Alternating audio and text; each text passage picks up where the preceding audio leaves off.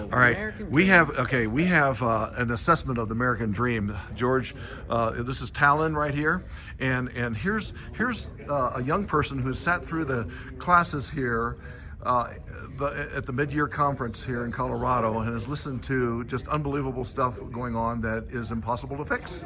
And here is this Talon's assessment of life. Go for it, Talon. The average age of the people here is probably mid-60s. You were born 70s in the 1960s, right? Right. The American dream, as it was stated by Reagan, by Kennedy, by everyone, you go to school. You go to college, you pay about $5,000, which translates something to roughly about $12,000 today. You get a job, you work 40, 30 years in whatever profession you like, whatever you went to college for. You can buy a house, you can buy a wife, you can buy a car, you camper, you have disposable income. You get to retire at 65. That's the retirement age as it was stated. Then you can die. You can die in peace after living to 70, 80, however much. Well, here's our dream. School's awful. Department of Education is getting shut down, so there's our first high school completely down. College is now over $100,000 to $60,000 a year, which is absolutely ridiculous. Even if you get out of college, the job market is so bad, people are filing hundreds and hundreds of applications. You can't get a job, you can't pay off your college. The rate of housing changed from, I believe it was 1950, where the rate of income to a house was a house would cost double your income. Nowadays, it would cost about 11 times your income to buy a house, your entire yearly income. So you can't buy a house, you gotta rent out, pay for someone else's house, except for renting laws are turning more and more in favor of the owners of the house. So even then, that's not a great idea. Well, the only thing you can really do is inherit a house, assuming your parents don't have to sell it, because their pension is going to get removed because they're trying to cut the pension of anyone else now. You're not allowed to retire at 65 because even if you did have a job, they are changing it to where you can't get benefits until you're 70 or 75. At that point, there's nothing.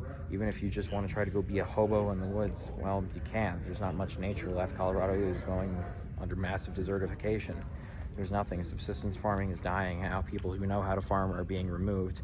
The immigrants, even if they're illegal, that do most lowest common denominator labor, are being removed. So there's nobody to build houses. There's nobody to build crops. Prices are rising. All you can do is die at this point. There is nothing. There is no motivation to exist. And this is what Talon, a young person who obviously has had some other experiences through his young life, comes away with after the entirely uplifting classes. Some of them were, but some of them weren't. And the whole PFAS thing and the way the state legislature works, and there's really no way to change it. This is what makes young people like Talon just totally devastated. And here's another thing. Minimum wage. What was the minimum wage back when you first got your job at 16 or however old you were? What was the minimum wage? I was making $1 an hour. A minimum wage was about $7.50 federally. That translates to $22 if you account for inflation. Living wage was $24 an hour, but people don't want to raise living wage because that means you have to pay your workers more, which means the bottom dollar of America's most elite is hit.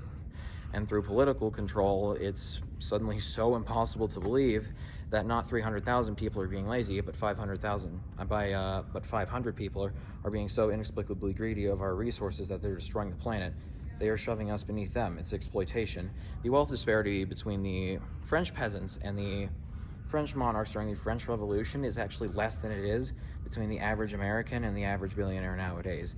There's such a massive gap in power, authority, resources, and opportunity between tax brackets that there's nothing. So this is just a very real perspective that us gray hairs, no hairs, nose hairs needs to hear. Talon, thank you. I'm completely depressed.